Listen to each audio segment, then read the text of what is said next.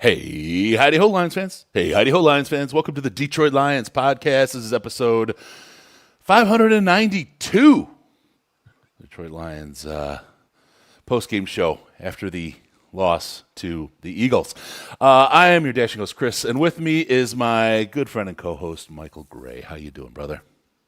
I'm good, man. Looks like you got the remote studio going on there. Yes. I'm in downtown San Francisco. Have the suite going. Room. All right. Room. Good for you. Front room. Doing all right. Living the dream, man. All right. Let's talk about it. We're going to talk about today's game. There's not a lot to take away about the game that's good if you're a Lions fan, but if you're a football fan, that's a pretty good game. There was if you like defense. Yeah, there was a lot of defense there today. We're gonna talk about that though. As a Lions fan, it wasn't as great. We'll get the press conferences on, remote or not. Still doing the press conference. We got you. I got all that and a whole lot more. Great show lineup. Mr. Michael, are you ready to go, my friend? Let's get to it. Let's kick this off and break it down. All right. Oh, man, a lot going on in the chat. Yeah. Imagine there's going to be a lot going on. It's going to be a bumpy week. Yeah, it's going to be a long one, and there's going to be a lot of talk. And look, you want to start with the good or the bad or the ugly? You tell me, man. You got to watch this thing sitting by yourself, probably pretty undistracted. Where's your head at? Firmly up. That was a freaking disaster on the field. Now I got to say, the defense, they deserve every ounce of credit, man. They played a hell of a game out there, man. Good job, Calvin. Good job to the defense. I mean, you have not a single one of your starting corners running out there on the field, and even with that case, you wind up holding the Eagles to 16 points, which is really freaking good. Really freaking good. 16 points and 272 yards. Yeah. I mean, the Lions outgained the Eagles tonight. There are some weird numbers when you look at it. I mean, the Lions were only 3 for 13 on third down. The Eagles were 4 for 15. I mean, that lost in all of this is the fact that Eagles offense was terrible too. Yeah. And that owes itself to the way that Lions defense played. Yep.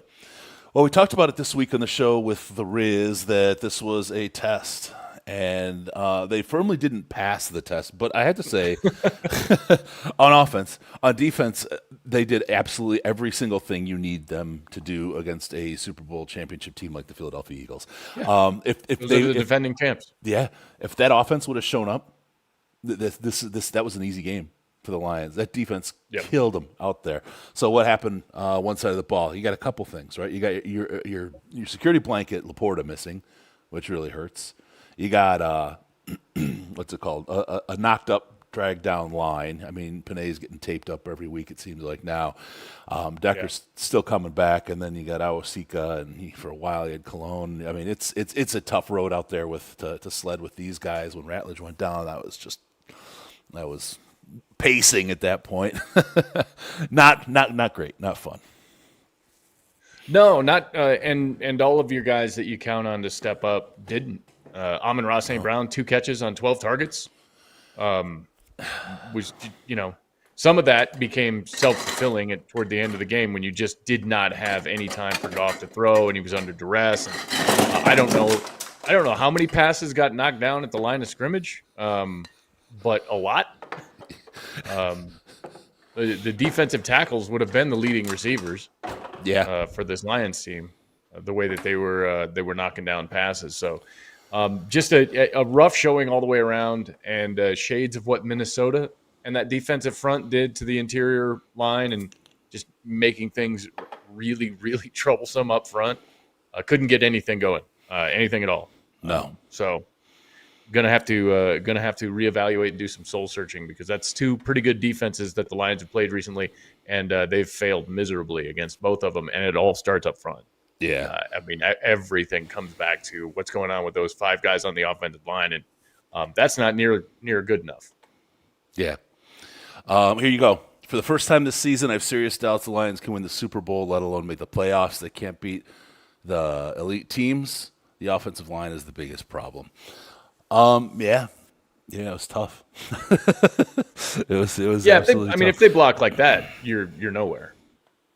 Yeah, you can't. They can't. Not if they want to win. Aaron, they were knocking Goff around like Chris in his fridge. Yeah, sorry about that. It's not the home field fridge. I pulled one off the bottom of the stack, and all of a sudden they all came running out. So I got beers. I got one that popped open on the floor behind me. I'm glad it's not my place. Well, if we were to do the game in a word, it could just be that sound of bottles crashing out of the fridge. Oh God, that was terrible. Goff. How many batted balls was it? It was 6, I think we saw from Jamison put it in there. St. Brown drops 3 weeks straight. I don't even know, man. I don't even know. The Goff with the underthrows tonight, the short arms. Yeah. This is worst after I tucked him up so bad. So statistically, good. Well, yeah, because he was number 1 in the league at 74%. With his completion percentage, and then turned around and had the worst game of his professional career in that department. Worst game of his career, 14 of 37. So that's going to bring down all of the averages. All the numbers. Just absolutely brutal. By the way, again, going back to the weirdness of this game and how bad the offense was, Jalen Hurts was 14 for 28. So, not exactly a stellar showing by either offense and either quarterback. Yeah. But so Goff was just ugh. Jamison's right. The wind was crazy there. That wasn't easy. It was cold. It was windy. Nothing was easy out there. But I mean, one team's going to win, one team's going to lose, and boy, oh boy, oh boy, this is going to be this puts them in a little bit of a hole. They're playing for first place. They didn't seal the deal, and now. Right, the tumble begins. They're in third. Yeah, they're in third place in the division. Yeah, they went from first to third. The Bears of Chicago, Illinois, are in first place in the NFC North. Yeah, number 16. This is Dunbar. You punt and take the field goals versus defense like that. The way our defense balled out, it was no need to go for it on 4th down all night. Dumb coaching. I can't disagree. I mean, I love the 4th down plays, but. You look at that, you look at that, and you have to say, trust that defense. You had no reason not to trust that defense tonight, and you just absolutely didn't. Oh man! I wonder if it wasn't. I wonder actually if it isn't the opposite. It's the lack of trust in the offense, and knowing that every drive could be the one where you get a fluky play and you're only going to get 1 or 2.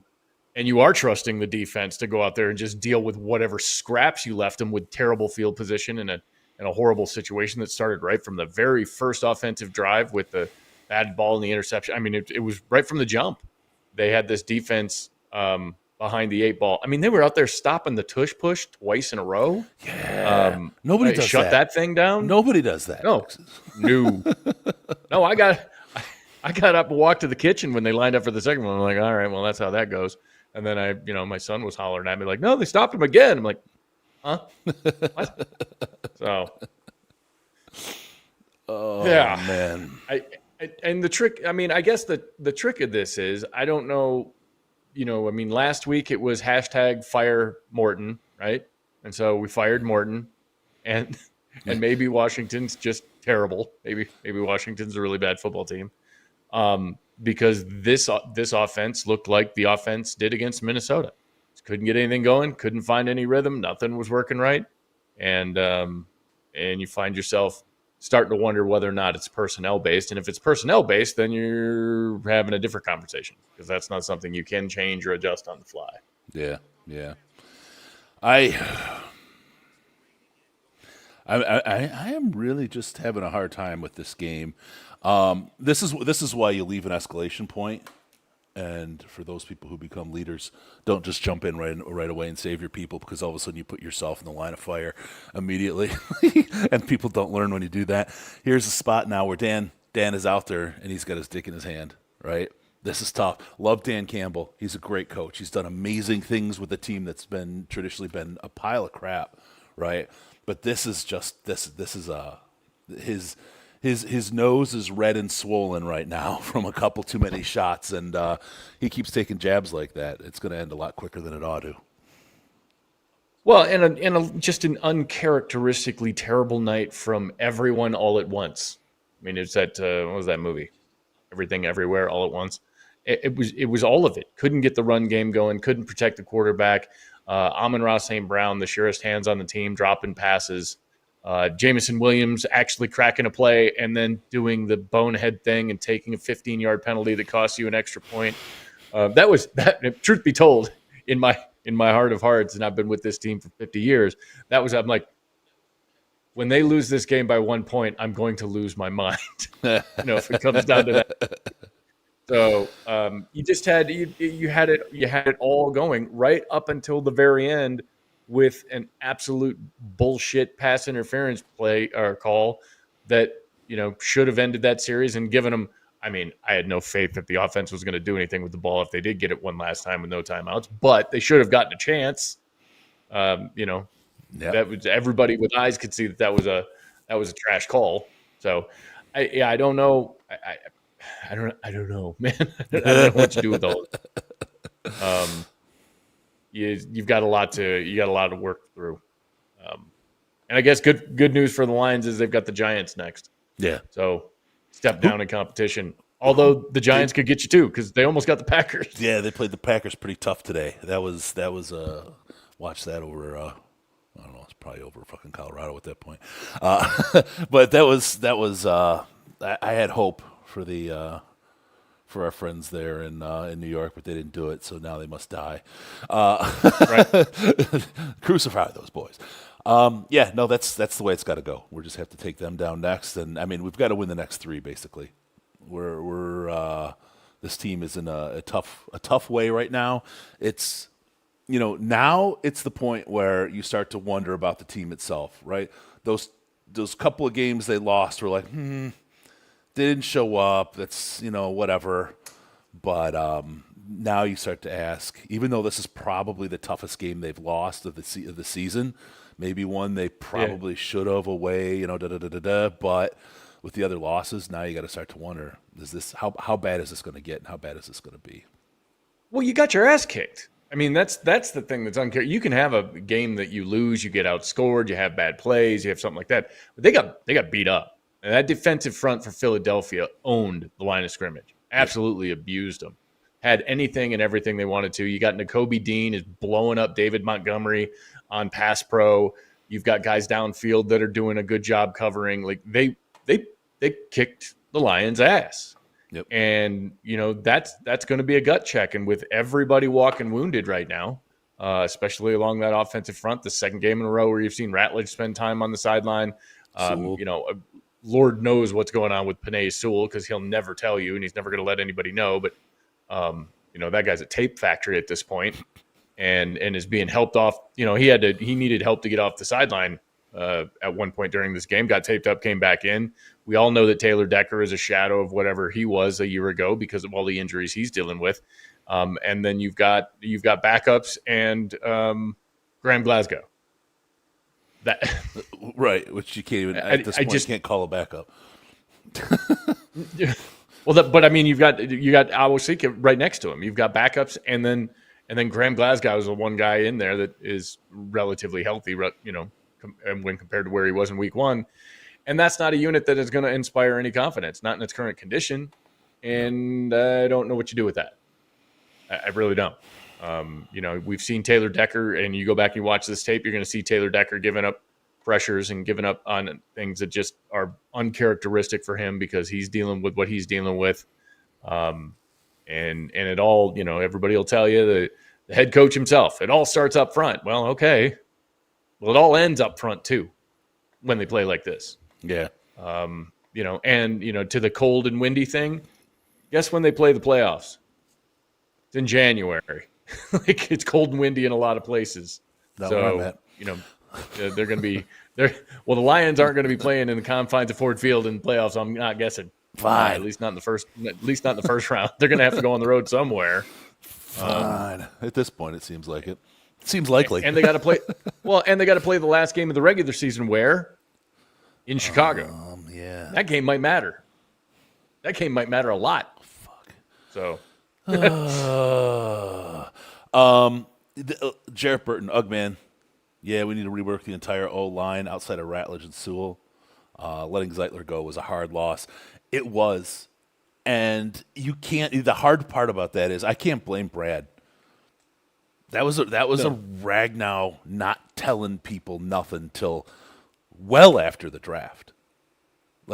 He loved the guy to death, but he did the team absolutely no fucking favors the way he left. And that just stinks. Just stinks, man. So that's hurt us. That's probably hurt us for 2 years on the O-line before we can get that back. And to the other side of it, not only Zeitler letting him go, but frankly, Brad has kind of left our guy Hank out on an island by getting other talent, right? Instead of the guys in the line. So here's where we are. Well, and the guys on the line that you've gotten have been Sorsdahl, they've been Manu. This year you got Ratledge and Frazier, and I'm bullish on Frazier if and when he ever actually becomes a football player because his tape in college was really encouraging. Mm-hmm. So they did take some shots, but they weren't outside of Panay. There was nothing that was any kind of premier move other than Ratledge this year. So. Yeah. That's definitely, it's going to have to be like the off-season priority, but that's the last thing we want to do, right? November 16th. We're not supposed to be talking about off-season priorities. Right. But a game like this leaves you feeling like, well, maybe we want to have a conversation about it at the very least, because that has happened twice now in a month, and that's no good. Yeah. Yeah. Goff and Campbell have had 1 of 4 seasons with playoff success, and now after 10 games, 25, find themselves in third place in the division, and offense just scored 9 points. Put a fork in Goff. Yeah, I think you're pretty early at that. I think you're really early with that. I don't think that's the case at all. Like I'll always point to, you have the 9-7 Giants who won a Super Bowl, man, and Goff had arguably one of the best games ever when. It was the Rams against the Chiefs. He's no slouch as quarterback. He's got good players around him. Good teams have bad games. Unfortunately, this team's had a couple of bad games, and there's a lot going on. But people want to blame Goff right now, and I think he definitely had problems today. You can't excuse his play today, but there's a lot of other things that went wrong. A lot like the first year with the team. There's a lot of other things around him that went wrong. Guys dropping balls like crazy. Guys not being open. It's a great secondary they're playing against that had really, really good coverage. It was just not, it's a tough game that they didn't win, and nobody seemed to click, not just Goff. I guess you can hang it on him because he's the leader of the offense if you want to do it that way, but sometimes shooting the wrong guy gets you in a worse shape than when you started, so. Well, and didn't we just learn this lesson? Again, hashtag fire John Morton. Okay, well, you fired John Morton, and you felt really good about it, and everybody was thumping their chest last week. See, there we are, we're back. And then you come out a week later, and you see this from the offense, and you realize, like, okay, this is probably more complicated than any one simple fix.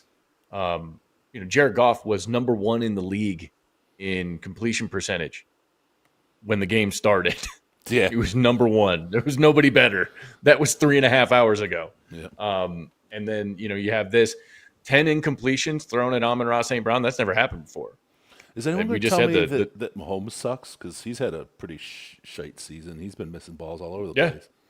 Guess he's and they just got beat again today. Denver's 8-2, and they're 5-5. So, it's the Bears are in first place. Okay. It's something nothing wrong. Makes sense. Something is absolutely wrong with the world right now if the Bears are in first place and Kansas City loses to Denver. Like, what in the F is going on here? Yeah, it's and the only thing that's saving Green Bay in the standings is a tie. So I don't know. It doesn't. Nothing. Up is down, left is right. dogs and cats getting along. It's pandemonium. Well, this is the point. This is a point now where the rubber meets the road. And like we got Dan at the podium. Let's go ahead and get him in here. Yeah. Guys over there, they earned that win. They made they made the plays in the critical moments. They're at the end to win it. So that's what they've done. I was proud of the way the guys played. I thought they played their tails off, played hard, man. I thought we finished plays, tried to finish plays. I thought we were disciplined for the most part. But just, defense, I thought really, really played their tails off, I thought they showed up, played championship-style defense. That they had to put out a number of fires there between the takeaways and the fourth down stops. But like I told them, man, but it's also you got the hot hand. You gotta beat them back one more time. And then offensively, 3 of 13, 0 on third down, and 0 of 5 on fourth down. We could not convert. And when you can't convert, that makes it very difficult. Felt like we were getting a rhythm after that. Second quarter, we started, we hit those explosives, went down, J-Mo scores, touchdown, and it felt like, all right, here we go. But just couldn't ever really get in a rhythm offensively. There's some calls I wish I could have gotten back. I didn't help those guys, and I hate that. I didn't help them. So, but that was kind of the story of the game. Was it a common theme on third and fourth down, Dan, or was it multiple things? What do you think was maybe the little bit of disconnect there? Yeah, just Philly was doing, or no, they really didn't do. They really didn't do anything different. I mean, he, like Fangio does, he mixed his calls, and he's got a few that he rolls through, and he does a good job of variety there. But yet, I wouldn't say it was anything like exotic or anything we haven't seen or talked about. We were just a little off. I mean, it really was kind of one of those days. I hate saying that, but it was just a little bit of one of those days. And I mean, it's a that Goff and St. Brown don't connect. More than that, that's just a rare thing, because those guys have such a good connection. But there again, man, we're all involved in this. We all got a hand in it. From me, the coaches, all of us, man, everybody that's part of this offense. We got to be better, especially in a day like today when you're playing that kind of defense, that kind of team. The margin for error is so small, man. You don't have the luxury. Like, we get in the red zone, we have to score a touchdown, man. We can't come away not scoring 7 there. We have to convert at least 2 or 3 of those fourth downs. You have to. And we were a little off. We just couldn't get our rhythm there. And Goff was under, obviously, constant pressure. And say it again? Goff was under constant pressure, and it looked like that wrecked anything you guys tried to do. Is there anything you could have done to alleviate, because it looked like you couldn't even move at all in the fourth quarter? Yeah, well, once we got down there, a couple of scores, that makes it a little more difficult. But, certainly try to max protect a little bit more. That can help. Now you don't get as many guys out, but that's one way to do it. We just, there again, we just couldn't get going. What'd you think of the Rock, the best? Yeah, well, I thought he played defense like he did the whole game, man. I thought he challenged, and played it like he did the very first rep that we played man-to-man. So I wouldn't tell him to do anything different, man. Get up there and challenge, play your style, and that's it. You talk about how pivotal this November stretch would be. Obviously, the guys entered this game with just high expectations. How did you keep your confidence high going forward and not allow this game to be too much for them? Yeah, well, look, there again, we know the type of team we just faced, a good team, man, and we had our chances, we didn't get it done. They made the most of the opportunity, we didn't, but we're right there, and we understand what it is, and we understand we make 1 or 2 more plays in certain areas, then you got the legit shot to win that game at the end. So as bad as it stings, as bad as it is, we're so freaking close, And I mentioned this before, You just kind of hit some of these patches here. We're middle way through the season. We're in November,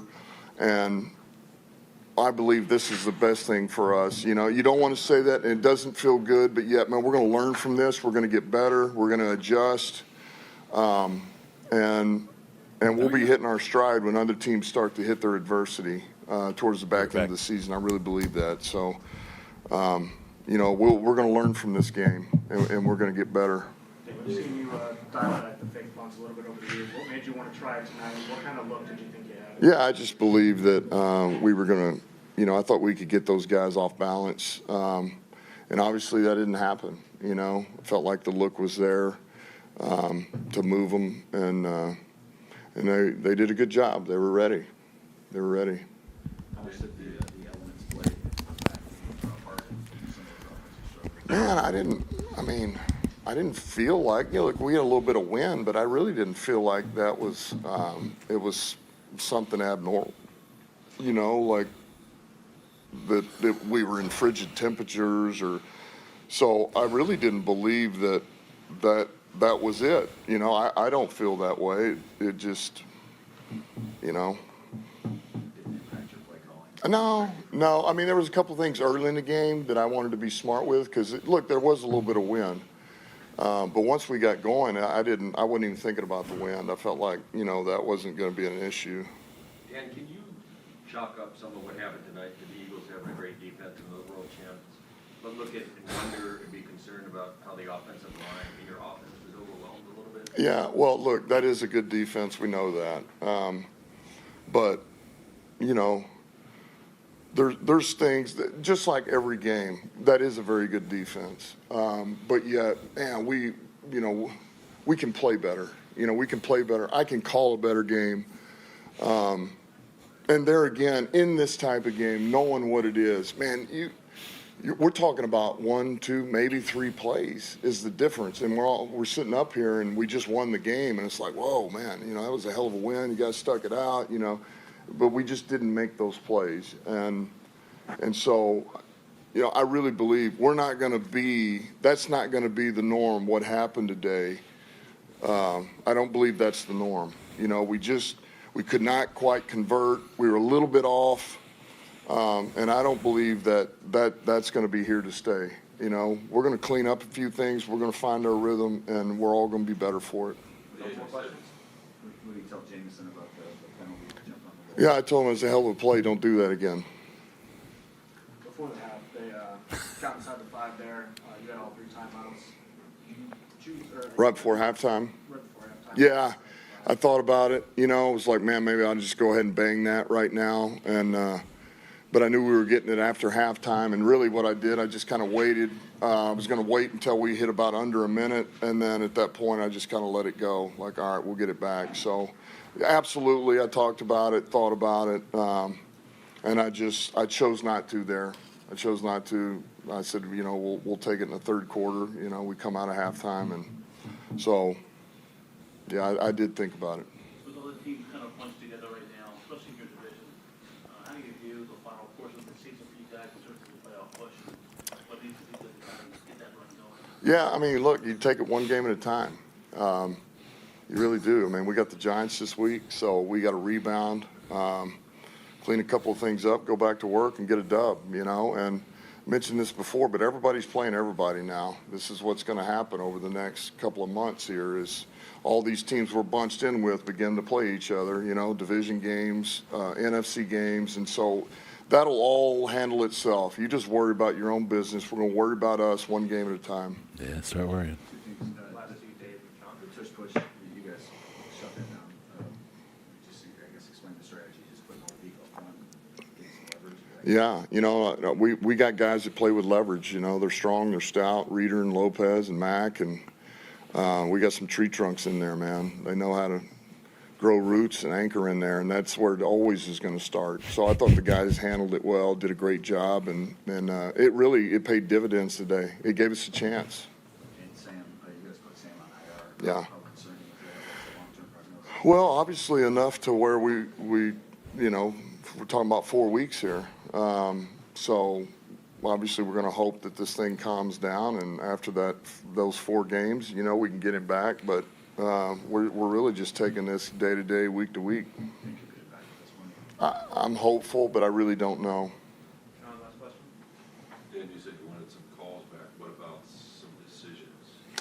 Yeah. Such a tight game. Yeah, no, listen, and I told the team that. I was like, man, you know, there's some things I wish I would have done different. And look, the bottom line is you obviously, if you go totally conservative, you got to, in the way this game played out and the way it was, you got a better chance of winning that game than some of those decisions I made. I understand that. But also, you know, that's who we are. It's who I am, and it bit us today, you know. All right. Thank you guys. We'll have Jared here next.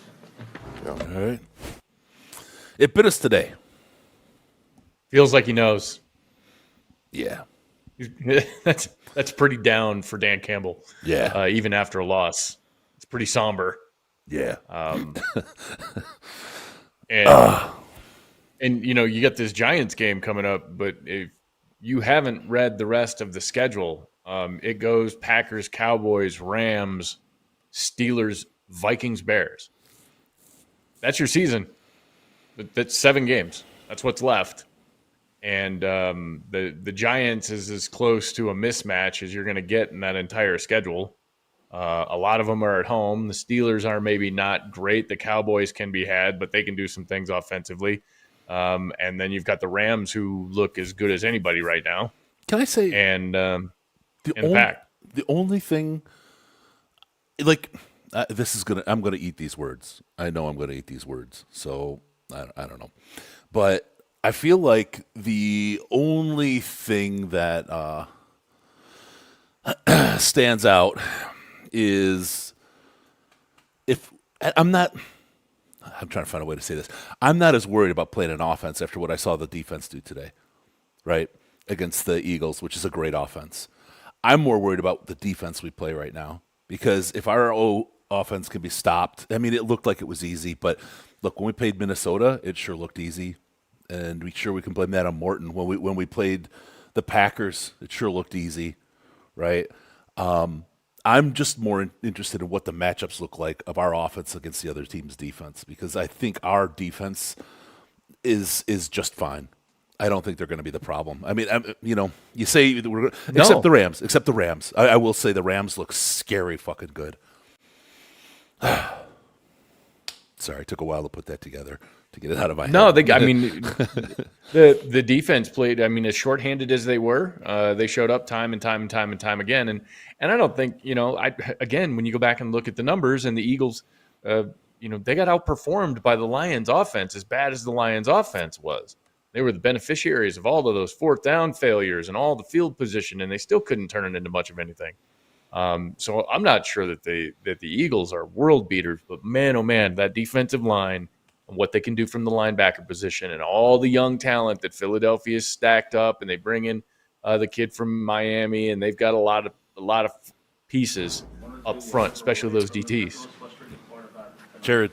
Yeah. I mean, we did feel like we moved the ball pretty decently at times throughout the game, and got down there, stalled out a few times. Obviously, the 4th downs weren't good enough, and yeah, you give a ton of credit to them. They're a good-ass defense, and you'd like to think if we were able to get a 4th down or 2, it changes the game, and even some of those 3rd downs. But yeah, they played well, and we weren't even close to up to snuff today offensively. You got so used to you and St. Brown just kind of being that Yeah. terrific connection. I think 12 targets, only 2 catches. What was Yikes, the yeah. disconnect there? Was something they were doing, or just a little bit of both? I don't think it has anything to do with him and I. I think there was just tight coverage, and just didn't connect. There's a few I'd like to have back that I just missed on. Slight miscommunication on our end on 1 or 2 of them maybe, but it should never be that bad. It really shouldn't. Yeah, it wasn't good enough. It looked like the pressure was a problem on almost every single down. If they didn't get to you, they were tipping the ball or defending. Is that as much siege as you've been under in a while, do you think? I don't know. Yeah, I don't know. I think they did. I think they did a good job. I do. I think they did a really good job. I think they're aware of how teams want to attack them, and they know if you're going to throw the ball quick, they can stop and put their hands up, and they're good. They're good on they understand that, and then they also know if it's a longer drop back to get their pass rush going, and they did that to some extent. But I don't want to take any credit away from them, but we shot ourselves in the foot a whole lot, and it hurt us. You guys are obviously such a resilient team, but does it take any wind out of your sails when you go 3 for 18 on the money downs? Ask that again. What's your question? You guys are typically such a resilient team, but does it kind of hurt your confidence or whatever when you kind of keep on coming short on them? No, I mean, I don't. The fourth downs are the whole thing. I don't know what we were on third down, but a lot of those third downs we're trying to get to fourth down and trying to get to fourth and short, and then expecting to convert. We've been really good on fourth down. I would imagine high 60s or 70s on the year, and today obviously had 0. So, that was part of the plan, was getting those fourth and manageables, fourth and shorts, convert on, let's say at least half of them, and it's a whole different ballgame. Now again, if and buts, it means nothing. They played good and we didn't. Jerry, how about the elements? We saw the glove. I know wind can sometimes be the worst thing for a passing game. Yeah, I don't think it affected us much. There may have been 1 or 2 throws, but no, I don't think it made a huge difference. Why'd you go to the glove? Felt good with it pregame. It felt like those would help me. I know a lot of your teammates approached it. A couple more guys. You approached it like a must-win situation, or we really got to get this one. But you moving forward, how do you keep the guys even keel, level-headed? And did you learn? Yeah. Was this somewhat of a barometer where the team stands right now? Sure, to some extent. And to some extent, we did good things, and that's why you want to, we do stack up in some areas, but not good enough, obviously. Not good enough in a lot of areas as well. But yeah, we're 6-4. We're right in the middle of the season. Got 3 home games coming up. Got a lot to look forward to. Got a lot of football ahead of us. Everything's in front of us. We got a good veteran unit. We respond the right way. We will respond the right way. And yeah, it sucks. It stings. You want to come out here and play well and beat a really good team and be able to have a kind of hallmark win of the middle of the season, but didn't get it done. And got to move on and find a way to win next week. You speak to the performance of the last 2, Tim and Dave. Yeah, defense was incredible, right? They played really well, and kind of the game we anticipated from our defense is they were going to play a little bit of field position, ball control. Our defense was going to continue to stop them, and then we had to do our job and try to score points, and we didn't. It feels horrible. It's the worst. Our defense plays well, and feel like you let them down, and I know I certainly do, and it sucks. Just to follow up on Eric's question a little bit, do you feel like you'll have to come back here at some point in the playoffs, just kind of get the record? Yeah, certainly. If they're the 1 seed and we win a playoff game, it would go through here. So, yeah, that would be the case, and we'd like to be on the other side of it. What do you think you guys what would you have to do different to come up with this? Yeah, where do you start? Whole bunch of areas. I don't know to give you specifics, but again, I know it sounds like a broken record, but they played well. We didn't, at least offensively, in their defense. And again, it sucks to stand here and feel like you let your defense down. It's not us. Dan said he wished he had a couple of decisions back, and I assume the fourth downs were some of them. Did you guys think about that? Maybe this was more of a field position type of game and gambling. I know it's in your nature. It was. No, I mean, yeah, that's just kind of who we are. And when it doesn't work, it's going to get questioned by you guys, and when it works, it's going to get praised by you guys. And it didn't work today, so I understand the question, but. Part of me says, once you commit to it, you got to keep doing it, because it's like at some point you're going to convert them, and tonight wasn't our night on fourth down, and it sucks. But yeah, you'd like to think, how many do we have? 6? That's them, not us. 3 of those, 2 of those. It's a whole different ball game, and again, not good enough. Thank you guys. Thanks, guys. All right, there we go. Jared, did it feel like you were under pressure when there was pressure on? Right. I do. I can't get enough of the questions that are coming in on the chat during these things now. It's great. The highlight of the whole thing is just watching people try to 20-man their way through the whole thing. But yeah, I think, I don't want to get carried away doing body language analysis and reading too far between the lines, but I think you see a very similar kind of mood from Dan that you saw from Jared. They both know that with what they put out there, that's not going to work. Right now on the Slack channel, our own our favorite salty Canadian Ash is in there, noting that teams that can create interior pressure. That is how you undo Jared Goff. I don't think I'm speaking out of school. If there's pressure up through the middle of the offensive line, that's what keeps him from that whole elite conversation. This is, again, it's Ash noting all of this. I don't want to take credit for it. And that makes Philly a bad matchup because those two defensive tackles they've got are amazing. They're really, really good. And the linebackers that they can send through those gaps on those blitzes and disguises and stunts and games are really, really good. And that's exactly what Minnesota did. They were able to send guys, between the guard and center on either side and really make life miserable in that part of the line. Combination of the youth and the injuries and the other things working against the Lions. And you end up with Jared Goff's kryptonite. Now, there aren't a lot of quarterbacks that are good when the pressure's coming from the interior of the line and it's right in their lap. It used to undo a guy named Tom Brady too, but he couldn't get to his off-speed stuff once they took away his fastball, and that's exactly what happened against Minnesota. And that's, I mentioned this to you right before we flipped the cameras on, like kind of feels like maybe there's a blueprint for this offense. And so keep an eye on those matchups. That would be my advice to any fan that wonders, how the Lions are going to play that afternoon. Take a look at the matchups, figure out what the opposition can do to create pressure from the defensive interior, and you're going to get an idea of where there might be trouble for this Lions team. Yeah. Yep. It is our offense against their defense kind of a thing. I'm stunned really at how good our defense showed up against this team. Holding Philly to 16 points is no mean feat. And not with the field position they were giving them. No. My God. No. And, I mean, we don't have a starting safety. We're missing one. We didn't have either of our starting corners that we started the season with. Right. I mean, we've got it's a disaster back there, and they're playing gangbusters. Just gangbusters, man. God. Jalen Hurts threw for 135 yards tonight. That's it. 14 to 28 for 135. That's not a good game by any estimation. No. Now, granted, they were not going to pile up those big yards, going back to all of those failed fourth downs and the field position that they were given. But man, oh man, the way that the Lions showed up on defense and stymied everything they were doing. They had Saquon Barkley, I think, was 3.2 yards a carry tonight. Yep.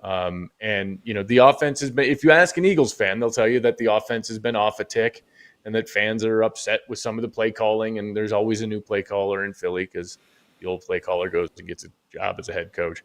But that the Lions defense showed up for the entire game. And, not for nothing, they were pretty good last year. I think we kind of forgot because of the way that the season ended and all of the injuries. They weren't terrible all year long. That's a talented group. They've got some players in there. But if the offense is just going to be a non-factor the way it was tonight and the way it was against the Vikings, you're gonna be in trouble. Yeah. This is something. I'll tell you, this week Hank has his work cut out for him. I mean, nobody in that room is going to be happy. Nobody is going to walk home happy at the end of the day. It's going to be a tough week on them. I hope they get it together. I hope it comes together because that's such a crucial part of this entire offense, and it's just not been. I mean, again, it goes back to how Ragnow did us dirty the way he left. Yeah, the timing on the timing on that and the cascading effects that it had on all of the different personnel moves that were or weren't. The money you might have thrown at Zeitler to keep him. If you wait till fucking May to tell the team, like what, how do they plan? Like, how do you draft? How do you trade? How do you sign? I mean, it's all over. Yeah, it's all over. But, I mean, it was 2 weeks ago that Dan Campbell was standing behind a microphone going, we're looking at everything. We will look at everything. We will look at every position. We will look at all of it. I think this is another one of those games where if they go back and take a look at what Graham's giving you at center, aside from not fumbling a snap, it's not much. Yeah. You're not getting a lot out of there. Ratledge being young and being injured, Awosika being a backup. Everybody else now is hurt. So I don't know what Hank Fraley can do with all of that, but I know that's going to be job one. He's going to have. They've got there's some talented guys. I don't want to say this right now because everybody's bummed out enough. There's some talent on that New York Giants defensive line. Yeah, the Giants are trash on offense right now with all of the injuries they've got at quarterback, running back, wide receiver. They're banged up everywhere, but they've got some talent on that defensive line. It's the one place where they do have some talent, and I guarantee you they're going to be looking at the tape from these last couple of games and trying to figure out ways that they can create problems in the middle for sure. So, writing that off might be a bit of a mistake. Yeah.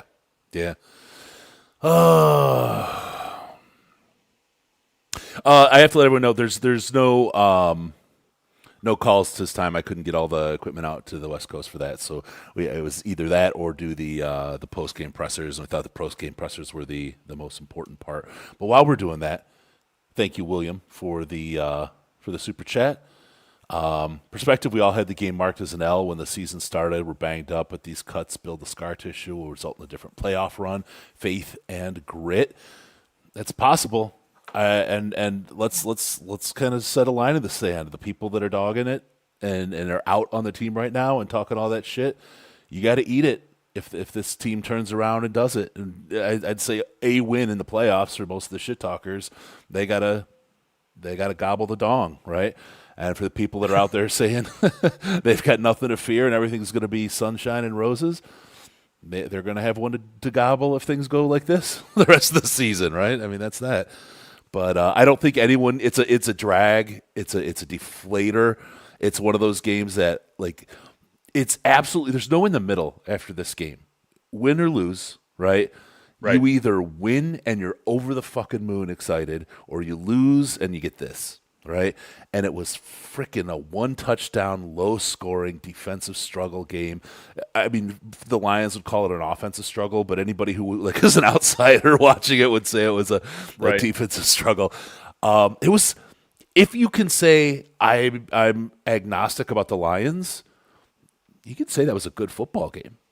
The defenses played just really good. That was some wild football. That's some top tier defensive play out there. I've watched the last two Eagles games. Blech, I don't want to watch that anymore. Because I watched that Packers game and it was trash too. Yeah. And that to the people, to the doom and gloom or the optimism, wherever you fall on that. I mean, Chris, what do you think? You got 7 games left. I'm looking at the standings. You've got 3 teams with 7 or more wins in the NFC West right now. The Niners won again. They didn't seem to get the year 2 injured memo that I keep waiting for them to turn into a pumpkin, and they haven't. So you've got the Rams with 8 wins, the Seahawks and the Niners both with 7 wins. Somebody has to win the NFC South because those are the rules. Then you've got the Bears in first place with 7 wins and an 8-win Eagles team in the NFC East where nobody else is going to go. How many wins do you think you're going to need to score a wild card spot in the NFC? And then you look at the schedule, 7 games left. Do you need 11 wins? I think you probably do. Yeah. I think you probably do. So that means you got to win 5. And 2 of them better be those division games. No, they have to be. Two of them better be division games. You got 3 of those. You have to win all 3. You have to win all 3 division games. So you've got Packers, Vikings, Bears, and then you're going to need to win 2 of the Giants, Cowboys, Steelers, Rams. Yep. With a lot of home cooking in that stretch. A lot of talk about Quinton Mitchell out there and how good he is. He absolutely is. He's fantastic. I think you can go back through our YouTube history and you'll find our interview with him at the Senior Bowl. He's a fantastic interview. He was one of those guys that we really, really wanted, but you can't have all the players. Didn't get there. Yeah. Can't have all the boys available. love. So there you go. No, like I said, no phone calls this time. Kind of look back. Give me your thoughts overall. We talked about the season. We've talked about the game. Where are you on this Lions? I mean, does this take you down as low as we're seeing? Are you just low for the moment? What's your outlook for this team? I think my concern are the individual matchups that remain and the pressure now that's on. I mean, you just hit it on the head. You got 3 division games that you got to find ways to win. You probably have to win at minimum 5 of the last 7, and it might actually be 6 depending on how crazy the NFC West gets. And they got to beat each other up a little bit, so that's going to help. The Rams and the Seahawks have to play again. I'm not sure what's left on the Niners schedule, but I know there's a lot of division games out there, so they're gonna mess each other up. The Bears are going. I've been saying this for 3 weeks, so I'm starting to sound like a moron. But sooner or later, the bell's got to toll for the Bears. Right? They got to start playing some real teams. Yep. The Vikings are probably toast. But I guess my mood, everything is driven by who can do what the Vikings and the Eagles just did. Who can give that interior line those kinds of fits? We know that Washington couldn't. I think the Giants, like I said, they're going to be a little more of a test than people know. I think there's enough other deficiencies where certainly at home you expect the Lions to be able to handle business and not lose 2 games in a row, especially not if Jameis Winston is still playing quarterback. But you got to play the Vikings. Well, yeah, but I mean, better than I would think Jameis Winston was going to look. I'll put it that way. Yeah, okay? I was going to say relative to expectations. yeah. He wasn't, chomping on his fingers or anything. Right. But no, you got another game against the Vikings. You know that they can get after you. You got some defensive tackle talent with that Giants team. The Packers already did it, so they can do it. They are capable of it. The Rams have got a pretty good defensive front. They can get after you, and you're probably going to be chasing points in that game because the Rams are going to score some. And so when you go down there and you start looking at that, I think that's going to dictate it because I don't know how this offensive line gets better. And I guess that's where if I have a thing that I'm negative on, I don't know where the improvement comes from on the offensive line because the injuries are the injuries, the personnel are the personnel.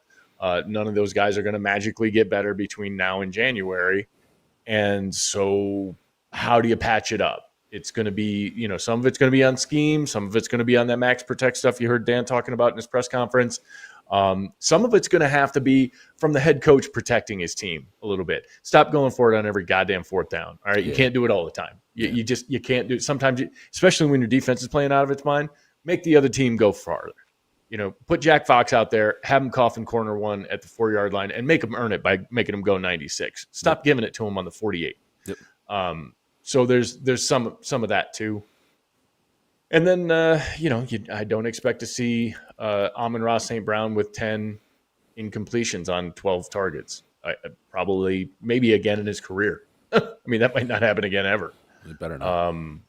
Not if they want to do things. Not if they want to get done what they need to get done. So here, let me ask, because here's the other part of it. A lot of talk, right, is about windows and how long they're open and that kind of thing. And what they've been doing with contracts and the amount of money they've been sitting on this year is all carryover to help satisfy signing a lot of the guys that have to be signed yet. We've seen a lot of that play out. For better or for worse, right? People will point at JMO and start, arguing right away. But for better or for worse, that's what they're at. What do you do with this team in the offseason? Say they just miss the playoffs or get in and they lose in the first game. Whatever. Either way, right? Same kind of feel. Do you fire sale a bunch of those guys that you were going to sign? Are you really just a couple offensive pieces and healthy team away? Like if you just get the average number of injuries, what's your thinking if you're a team builder? Couple of patches on the offensive line, a couple of Kevin Zeitler scale additions or growth from the rookies, and you're looking at a completely different thing. You have the engine's built, the chassis built, the offense is good to go. You have it all, but you got to be able to block it up. Yeah. I think they've got a really big question to answer, and probably he himself has a question to answer. And Taylor Decker. You and I joked about it a month ago when he's like, "Yeah, I've been talking to Frank." Like, okay, well, Godspeed, sir, because he's going to be telling you how much fun fishing is and how he sleeps in and how his back doesn't hurt as bad anymore, and he's losing all this weight. 40 pounds. Yeah. yeah. And it won't take much of that. Especially if the season doesn't go well. If it trends in a bad direction, like you're in your example, then I have long assumed, and this is just my assumption, it's based on nothing more than a hunch, that they take an off season without Taylor Decker. They move Panay back to left tackle. That's where he played in college at Oregon. And then they try to find a solution at right tackle. That would be what I assume they would do. But how you go about that, it's got to be a combination of the draft and free agency. It's got to be both. And eventually, I don't know who doesn't get the deal, but it's at some point you can't re-sign everybody. So you don't re-sign everybody. Yeah, you just don't. I think there are probably some guys with names that we know who aren't here next year, and getting that offensive line patched up and restocked with talent has to be job one. Because if you do that, the offense is. I mean, we know what it can do. It did it last year. I remember when it was a big deal for the Lions to have players they had a cut in camp, and then they would play on another team.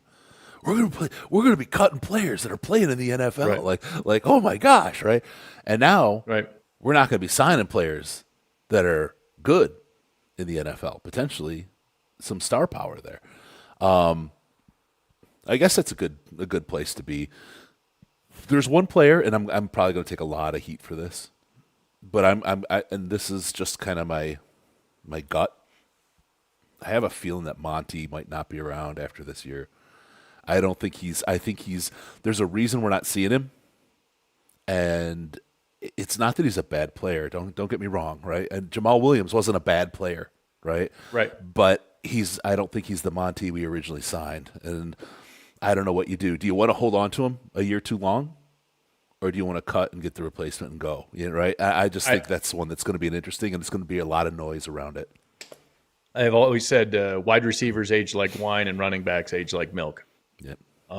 So that's when it goes fast. And you see why. You saw that hit that he took from Nakobe Dean tonight. Yep. He said something. Now this is where I'm going to go ahead and I'm going to get myself in trouble.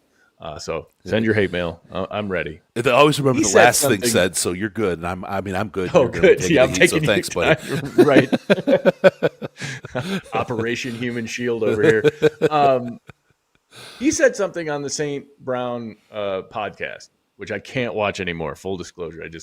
Now that EQ isn't playing and he just lives to stir shit, I can't do it anymore. It's not fun. But he said something about not worrying about what people have to say now because he got his money. Because he's got money now. And you know what? More power to him. I don't say that with any negativity at all.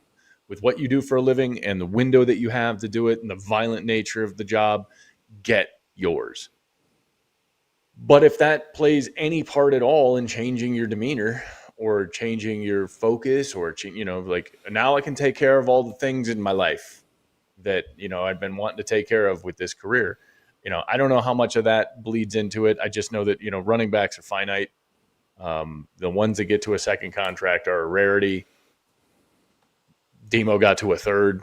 So I think there are going to be a couple of guys like that that we know now as major tent poles of the offense and the defense that they just can't keep anymore. And the only thing that does is put a ton more pressure on your draft picks. You got to hit on now. You go from we're really good at drafting and Brad Holmes is really good at evaluations. Well, he better be. Yeah, because now that's the only way to replenish what you've got is with the cost control that you get in draft. Mm-hmm. Yep. When you rely on the draft, you've got to be good in the draft. That's that. When you rely on the running game, you got to be good in the running game. When you rely on your O-line, you got to be good. Right. Josh, my guy that takes this chatter as bad as the Lions offense was tonight. Blitzy Fritzy 88. Go ahead. There are some people that are still rocking the Fire John Morton monikers. I'm like, well, you won. It didn't matter. Goff is tall enough, so why are so many of his passes batted down? Just because he was rattled? You hear about wide receivers with the alligator arms. He was short-arming passes all night tonight. He was just not in his element. And I think it started that way. Before he had a chance to get rattled, he was having problems delivering that ball, man. There's just something that wasn't right. And there may be something to we were just off tonight, but you better never be off again this season because you just had your one night. I mean, you can't be off anymore. You've got to win, win, win, win. Yeah, well, you've also got guys like Jalen Carter and Jordan Davis who are 6'3", 6'4", 6'7", and sorry, I've got 2 teenagers at home. That happens in my house every 20 minutes. So, yeah, it's it's got something to do with the fact that they have 2 insanely freaky athletes. Jordan Davis 6'6", so that's part of it. Mm-hmm. It doesn't have to be low. They were going up and getting some of them. But yeah, he was off all night, and that's been that's the kryptonite for Jared Goff. Once the pressure starts coming up the middle, he will start to speed up, and he couldn't step into a lot of throws. You saw a couple that stuck out because he could, and they looked better. Yeah. And then he could push the ball downfield the way you expect him to. So that's my one. That's my overwhelming. That's the overarching lesson. From this game was watching that and going like, who else can do that? Because those teams are going to be problems. So knowing this team doesn't lose 2 in a row, I want you to do a quick eulogy for the team this week so we can just move on. Would you just put this one in the ground for us? Yeah, bring on the Giants, right? Let's bring on the New York Football Giants to the unfriendly confines of Ford Field, and everybody should be able to take a deep cleansing breath after what should be a really, really angry Lions team in a game I'm assuming they'll be pretty heavily favored in. Yeah. So they got to get after it because they got 7 chances left, and this one's going to sting a little bit because of not just that they lost, but how they lost. Yep. I'll say the thing that kind of sticks out for me is, and people aren't going to like this, so I'm going to take the heat off of you now. Just watch this team suck for so many years that there's a trap where, hey, close is good enough because they were so bad for so long, and that's not it. But it's games like this that they seem to not be able to get over the hump on now, right? But it used to be everything was something they couldn't get. They couldn't get past the refs. They couldn't get past this, that, whatever it was, right? It's now these crucial games against these big teams. I don't think it's a talent piece. There's probably a little bit about talent. There's a little bit about injury. There's a little bit about this team learning with its play calling and zipping back and forth between play callers and everything else and trying to get that together. I have a sense, though, that when they break that barrier and they shake that monkey off, you're going to see that kind of rise, that rise past. Because once they prove to themselves and they believe in themselves that they can really do it, and they've seen it, then it's all on the table for them. They can do anything. And it's been a lot of chasing nasty ghosts out of those locker rooms the last 4 years, right? And there's just now one big one, man. One big one left to go. Yeah. Beaten yeah, teams. and they've got 7 weeks. Yep. And that's where you're at. You've got 7 weeks, you've got 3 division games. It's go time. And you get this one against a pretty hapless, beat up Giants team that's working with interim coaches and everything else, and then it's a Thanksgiving game for all the marbles, because if you drop that one, you got real problems. So they don't have any time to rest. I know the coaches say that, and I see fans get upset, like, oh, it's just a cliche. Like, well, but there is no time, and nobody's going to feel bad for you. They've got to land in Detroit and be into the game plan for the Giants tomorrow. Yep. Because this game won't matter at that point. There's going to be people sleeping in Allen Park all week long this week. No, Chris, that's it. You hit on it. Lions settled for close enough because it's better than what they were. You can't say that yet. You can't. I don't think that's true. The problem that you're taking this eyedropper view of it, and you forgot the whole element of time. The story isn't written yet. Now you may be proven right, but you're not right yet because the story, there's still more to come. So that's it. That's the way it is, man. Yeah, this is all very new. 3 wins, 9 wins, 12 wins, 15 wins, and now we're into year 5. You had the big run in 2023 when maybe it was a year early, and I think everybody got Dan said it that night when they lost in San Francisco. Like, you might never get back here again. So, yeah, a rare moment of honesty. So, yep, there you go. But until then, everybody's going to be in a real grumpy mood. So, oh God, yeah. Count on that. It's fun. You know what? Prey on their weakness. That's my motto. All right. I think with that we'll call it a show. Thank you everyone for joining us and putting up with the whole doing it from the road. We appreciate you hanging with us for this, especially after a loss. And I know it's late there. I like your purple chair back there behind you. Oh, thank you. When you got it. It was yellow before the game. All right, don't forget about us on the Patreon, patreon.com/Detroit Lions podcast. You get access to the Slack chat, the most intelligent Lions chat on the internet, except during losses. Then it's just like, that's a joke from the Slack. Got a little chippy in there. Yeah, it's fun. One guy calling another guy a coward. Got a little heated. At some point, wasn't Kansas City getting the kick after the half? Yeah, right. Yeah, a lot of people have been asking, how do I get in the Slack? You got to go to the Patreon and donate $5 or more a month. And if you do that, you'll get within a few minutes or hours. It takes a little bit differently how it works. You'll get an email to your email address that you have signed up for it, and it'll give you a link to the Slack. And then use the app, or you can use the web page to get access to Slack. And it's a chat application. It's fantastic. A lot of fun stuff. Great group of people in there. So that's how you do it. If you want to do it, go to patreon.com/Detroit Lions podcast. Sign up for $5 or more a month. You'll get access. You get a code, a URL to link in and get going. So there you go. Also follow us. It'll be spicy this week if you sign up. Also follow us on the Twitter machine at DET Lions Podcast, and check out Mr. Gray, Michael Gray, on all the socials at the Michael Gray, because there is none other. The Michael Gray. Where I am. And Detroit Lions, or DET Lions podcast on the X is really gonna start picking up. We're gonna start opening it up to all the fellas to start tweeting on the account. So this could get interesting quickly. Did you get your email about that? I did. Okay. And you may want to take the access away from me if they play too many more of these games. No, I'm going to get banned from my own thing. I need someone to blame because I say what I want to. Sure to go to DetroitLionsPodcast.com, subscribe to the podcast, and then we will pop into your ears automatically. And on a good day, we might just come in those little ears of yours. Thanks for tuning in. We're going to see you next time on the Detroit Lions podcast. Remember, no pants, no toasters, no hot tubs, and no problems, except tonight's loss, because we are your Detroit Lions and Reddit connection. Thank you all for tuning in. We'll see you soon.